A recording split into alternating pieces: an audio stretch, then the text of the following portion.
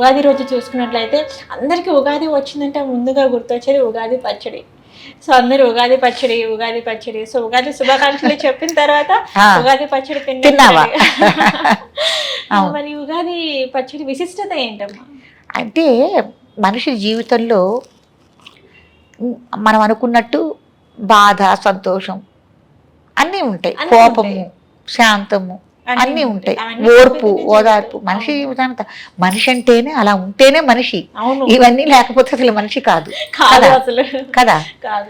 కనీసం జంతువుకు కూడా ఉంటుందమ్మ కోపం, ఖచ్చితంగా. తన బిడ్డను కానీ ఎవరినైనా ఏమైనా చేస్తే ఊరుకోదు. కాబట్టి ఇవన్నీ కూడా మనలో ఉండే భావోద్రేకాలన్నీ కూడా, గుణాలన్నీ కూడా, అది సద్గుణాలు కానీ చెడు గుణాలు కానీ, ఇవన్నీ కూడా రుచులతో పోల్చుకుంటాం. రుచులతో పోల్చుకుంటూ అట్లాగే ఇంట్లో ఒక నలుగురు కుటుంబ సభ్యులు, ఒక తల్లికి నలుగురు పిల్లలు ఉన్నారనుకోమ్మా, వాళ్ళు కూడా అందరూ ఒకే బుద్ధితో ఉండరు, అంటే ఒకే మెంటాలిటీతో ఉండరు, రకరకాల మనస్తత్వాలతో వాళ్ళు ఉంటారు. కాబట్టి ఈ ఉగాది పచ్చడిని ఉప్పు, కారం, చేదు అంటే వేప పువ్వు కొద్దిగా వగరు చేదు, అట్లాగే మామిడి పిందెలు దాంట్లో కూడా కొద్దిగా వగరు ఉంటుంది, అట్లాగే చింతపండు, కొత్త చింతపండు, బెల్లము, తీపి, ఇవన్నీ కూడా ఇంట్లో మనస్తత్వాలు అలాగే ఉంటాయి, మనుషులు అలాగే ఉంటారు, మన పరిస్థితులు కూడా అలాగే ఉంటాయి. ఇది సుమా జీవితం అంటే వీటన్నిటినీ కలుపుకొని మనం ముందుకు సాగాలి అని మనకు ఉగాది పచ్చడి చెప్తుంది.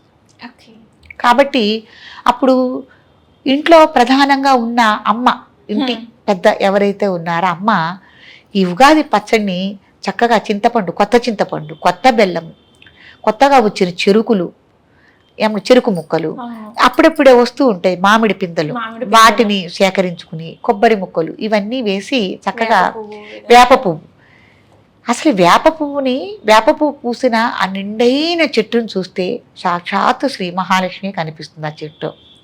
ఆ వేప ఇగుళ్ళు, ఆ ఇగుళ్ళ మధ్యన విరగపూసిన ఈ పువ్వు, దాని మించి వచ్చే ఒక గాలి, ఎంత అద్భుతమైన సువాసనమ్మ. చాలా.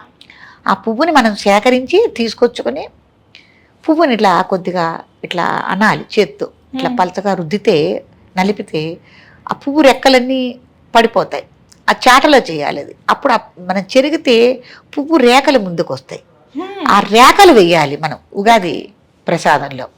ఆ రేఖలు వేసి మొగ్గలు దాంట్లో ఉన్న పుప్పెడి పక్కన వేస్తాము. చక్కగా చింతపండు గుజ్జులాగానే పిసుకోవాలి కానీ చాలాగా పిసకూడదు. చాలా మంది ఇది కూడా ధర్మ సందేహం, నన్ను అడిగారు, పలచగా చేయకూడదు, చక్కగా చింతపండు గుజ్జు అంటే చిక్కగా ఉంటుంది.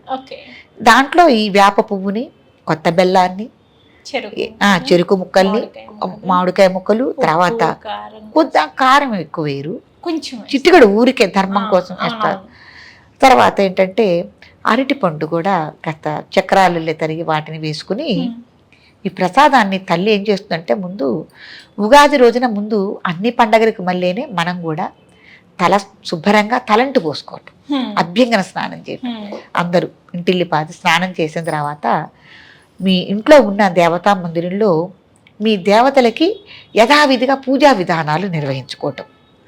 తర్వాత ఈ ఉగాది రోజున కూడా ప్రారంభ రోజు కాబట్టి కులదైవాల్ని, మీ వంశదేవతల్ని తప్పకుండా కొలుచుకుని తీరాలి, కొలుచుకోవటం. ఈ పూజలన్నీ అయిన తర్వాత ఈ ఉగాది పచ్చడి తయారు చేసుకుని పెట్టుకుంటాం కదమ్మా, ఈ ఉగాది పచ్చడిని తప్పకుండా భగవంతుని నైవేద్యం చేయాలి, నైవేద్యం పెట్టాలి.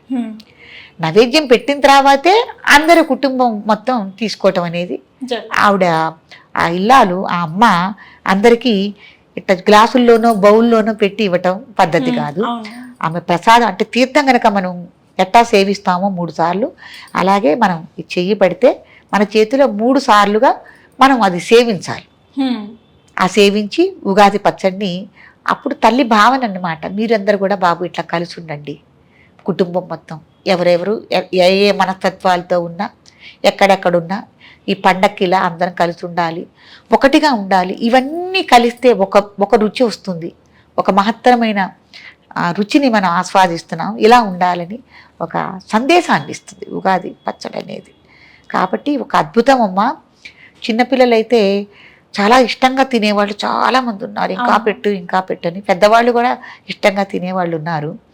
తర్వాత ఈ పల్లెటూర్లలో కూడా దేవాలయాల్లో కూడా ఏం చేస్తారంటే పల్లెటూరు వాతావరణంలో ఏ దేవాలయంలో అయినా సరే ఎక్కువగా చేస్తారు. పెద్ద పెద్ద గుండిగలు కానీ పెద్ద పెద్ద గిన్నెలు కానీ పెట్టి గంగాళాలు కూడా చేసిన వాళ్ళు ఉన్నారు. ఎక్కువగా చేస్తారు.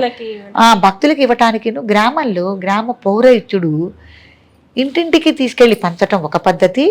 వాళ్ళందరూ దేవాలయాలకు వస్తే ఈ ఉగాది ప్రసాదాన్ని ఆయన పెట్టే బాధ్యత అయింది, గ్రామ పౌరోహిత్యుడిది. ఏవైతే దేవాలయాలు గ్రామాల్లో ఉన్నాయో ఆ గ్రామాల్లో పూజ చేసే అయ్యగారిది కూడా ఈ బాధ్యత అనమాట. వాళ్ళు కూడా మనకి ప్రసాదాన్ని పెడతారు.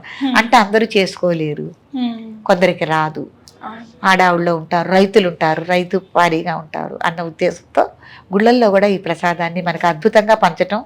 ఇళ్లల్లో ఎవరైనా పెద్ద వాళ్ళు రాలేకపోతే గుళ్ళల్లో కానీ ఎక్కడికైనా ఈ పిల్లలు గ్లాసులు తీసుకెళ్ళి దాంట్లో పోసుకొని తీసుకొచ్చి సాయంత్రం దాకా తింటూనే ఉంటారు.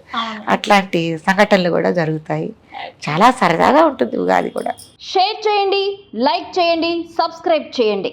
మరిన్ని వీడియోల కోసం బెల్ సింబల్ పై క్లిక్ చేయండి.